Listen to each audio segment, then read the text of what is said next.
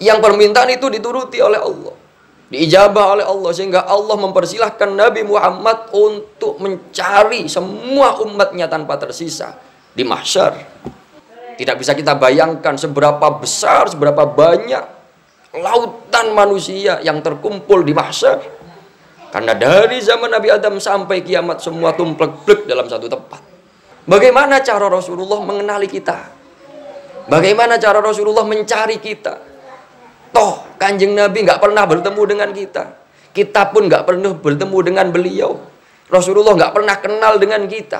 Tapi di hari itu Rasulullah diberikan mandat untuk mengumpulkan kita, untuk menemukan kita, yang kemudian diajak ke surga Allah Subhanahu wa Ta'ala.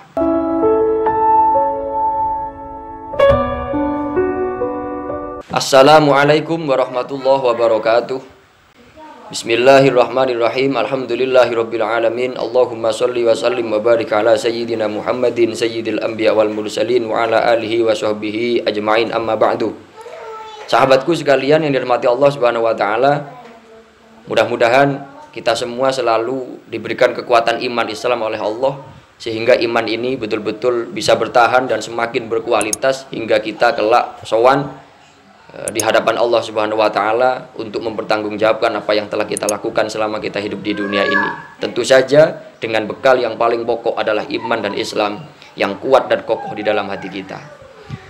Teman-teman yang dirahmati Allah Subhanahu wa Ta'ala, sudah banyak yang menyampaikan bahwa kelak di padang mahsyar, pada hari di mana semua umat manusia mulai zaman Nabi Adam hingga akhir di kejadian kiamat kelak dikumpulkan dalam satu tempat, satu lokasi, dalam rangka untuk dipertanggungjawabkan semua apa yang telah mereka lakukan selama hidup di dunia. Teman-teman yang dirahmati Allah, salah satu keutamaan junjungan kita baginda Nabi besar Muhammad SAW, beliau adalah orang yang pertama kali Allah persilahkan untuk masuk ke surga Allah. Allah tidak mengizinkan siapapun masuk ke surga Allah sebelum Rasulullah Muhammad SAW menginjakkan kaki dan menikmati kemewahan dan kenikmatan surgawi. Namun kita harus bangga menjadi umat Rasulullah SAW, karena pada saat Rasulullah mendapatkan keistimewaan yang begitu luar biasa dari Allah, menjadi orang pertama yang diizinkan untuk masuk ke surga Allah, Rasulullah adalah orang yang begitu sangat mencintai umatnya. Sehingga dalam kondisi itu Rasulullah tidak begitu serta-merta untuk masuk dan menikmati kenikmatan surgawi. Tapi yang ada di pikiran Rasulullah adalah nasib kita sebagai umatnya. Sehingga ketika beliau dikasih kesempatan, Rasulullah menjawab, "Ya Allah, saya tidak mau masuk ke surgamu sebelum engkau pastikan bahwa seluruh umatku terselamatkan dari api neraka. Seluruh umatku juga ikut masuk ke surga bersamaku." Teman-teman yang dirahmati Allah Subhanahu wa Ta'ala, betapa cinta kasihnya Rasulullah kepada kita, umat yang kadang-kadang dulurung ini. Begitu besarnya, begitu luar biasanya. Yang permintaan itu dituruti oleh Allah, diijabah oleh Allah, sehingga Allah mempersilahkan Nabi Muhammad untuk mencari semua umatnya tanpa tersisa di mahsyar, untuk diajak bersama-sama masuk terlebih dahulu, mendapatkan kehormatan untuk masuk terlebih dahulu ke surga Allah Subhanahu wa Ta'ala sebelum umat nabi-nabi yang lain. Pertanyaannya, teman-teman yang dirahmati Allah Subhanahu wa Ta'ala, tentu saja tidak bisa kita bayangkan seberapa besar, seberapa banyak lautan manusia yang terkumpul di mahsyar. Karena dari zaman Nabi Adam sampai kiamat semua tumplek-plek dalam satu tempat. Pertanyaannya yang seringkali mengganjal dalam benak dan pikiran kita, bagaimana cara Rasulullah mengenali kita? Bagaimana cara Rasulullah mencari kita? Toh Kanjeng Nabi nggak pernah bertemu dengan kita. Kita pun nggak pernah bertemu dengan beliau. Rasulullah nggak pernah kenal dengan kita. Tapi di hari itu Rasulullah diberikan mandat untuk mengumpulkan kita, untuk menemukan kita, yang kemudian diajak ke surga Allah Subhanahu wa Ta'ala.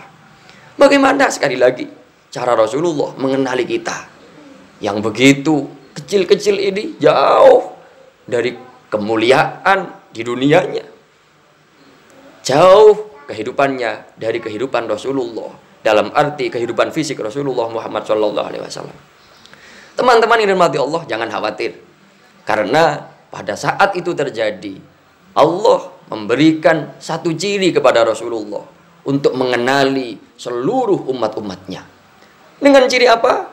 Dalam hadis disampaikan, kami di sini mengambil dari seorang ulama, Imam Wahab ibn Munabbih rahimahullah ta'ala. Hadis ini panjang sekali menceritakan tentang kegusaran Nabiullah Musa alaihi salam terhadap apa yang beliau saksikan di Lauhul Mahfudz sana mengenai ciri-ciri umat Nabi Muhammad.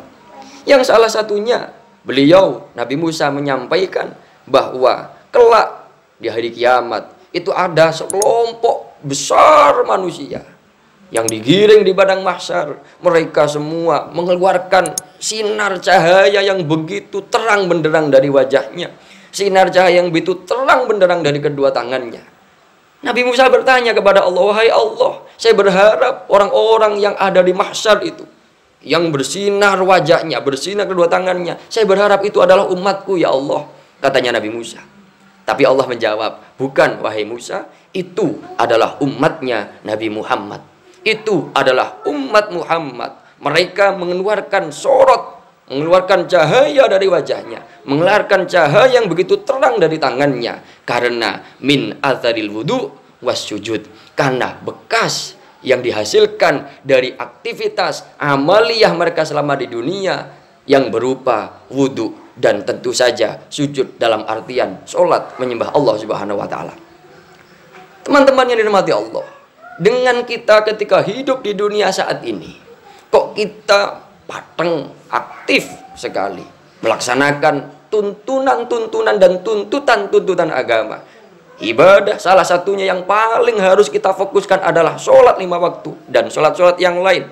Tentu saja kita juga harus mendahuluinya dengan yang namanya wudhu. Dan dari hadis ini para ulama fikih menyampaikan bahwa salah satu kesunahan wudhu adalah kita menyempurnakan wudhu kita.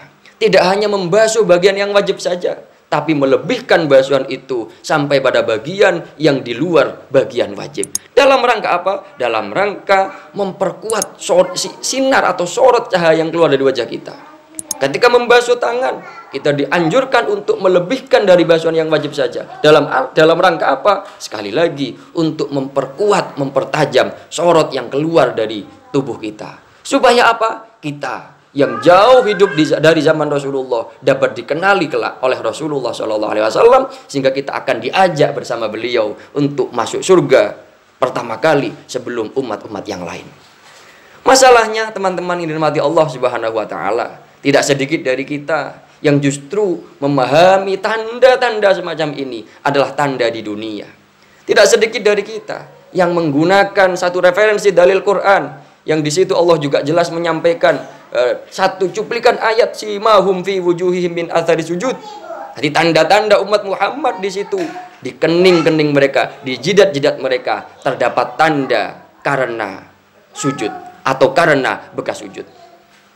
Nuwun sewu, teman-teman yang dirahmati Allah Subhanahu wa taala, yang perlu kita pahami, tanda yang dimaksud oleh ayat itu adalah relevan sejalan dengan hadis Rasulullah bahwa tanda itu muncul kelak di mahsyar, bukan tanda di dunia, bukan tanda yang berupa hitam atau warna apapun yang ada di jidat kita, sehingga tidak sedikit kadang-kadang nuwun sewu orang yang sedikit salah paham sehingga dengan sengaja bahkan membuat tanda itu menghitamkan jidatnya. Karena apa? Dalam rangka ingin menjadi orang yang punya identitas sebagai umat Nabi Muhammad SAW.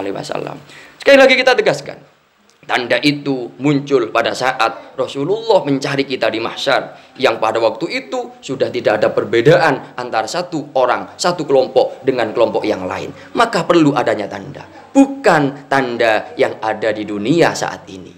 Maka dari itu tidak penting juga bagi kita untuk sengaja menghitamkan jidat kita dalam rangka untuk supaya kita diakui sebagai umat Muhammad di dunia ini, mendapatkan pengakuan di dunia sebagai umatnya Nabi Muhammad SAW. Namun bila mana memang kita tergolong orang yang pateng beribadah, orang yang begitu rajin beribadah, begitu rajin sujud kepada Allah, kemudian tanpa kita sengaja ada sedikit bercak hitam di jidat atau di kening kita, maka apalah daya, itu tidak kita sengaja, itu tidak kita bikin. Namun teman-teman yang dirahmati Allah Subhanahu wa ta'ala, justru ketika kita rajin ibadah, seperti halnya satu hadis yang diriwayatkan oleh Sayyidatina Aisyah radhiyallahu taala anha mengenai kualitas ibadah Rasulullah ketika di malam hari, Sayyidah Aisyah sampai menyampaikan kepada kita semua, saking bagusnya, saking baiknya ibadah Rasulullah, saking lamanya ibadah Rasulullah SAW, sampai